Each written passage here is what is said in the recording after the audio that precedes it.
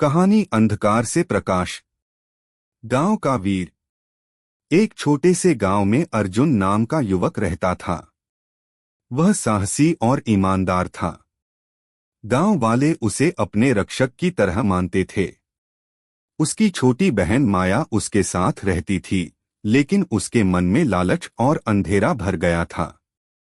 रहस्यमय रत्न। एक दिन जंगल में अर्जुन को एक चमकता हुआ दिव्य रत्न मिला। कहा जाता था कि यह रत्न जिसके पास होगा उसे अपार शक्ति और अमरत्व देगा। अर्जुन ने सोचा, मैं इस शक्ति का उपयोग लोगों की रक्षा के लिए करूंगा।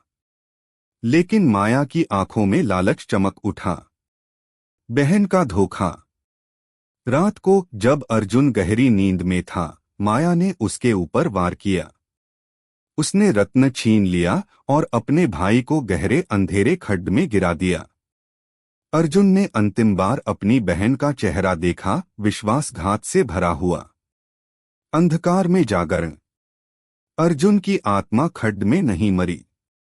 वह अंधकार देवता की छाया से मिल गई। देवता ने कहा, तुम्हें धोखा मिला है, लेकिन तुम्हारी आत्मा सत्य के लिए जल रही है।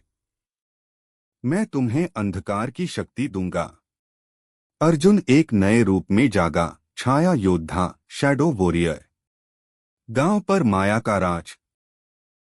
माया ने रत्न की शक्ति से गांव पर कब्जा कर लिया।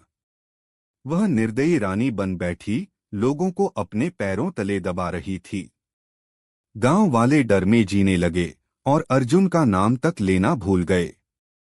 छाया का प्रहार। एक रात गांव की गलियों में अचानक काले धुएं जैसा योद्धा उतरा। वह अर्जुन था, अब छाया का स्वामी। उसने अत्याचारियों को हराया, लेकिन अपनी बहन को सीधे नहीं मारा।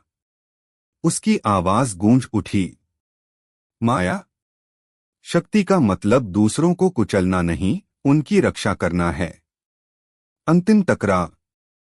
माया और अर्जुन आमने सामने हुए। रत्न चमक रहा था, दोनों की शक्ति टकराई। आखिरकार अर्जुन ने अपनी बहन को हराया, लेकिन मारने के बजाय उसे उसका असली चेहरा दिखाया।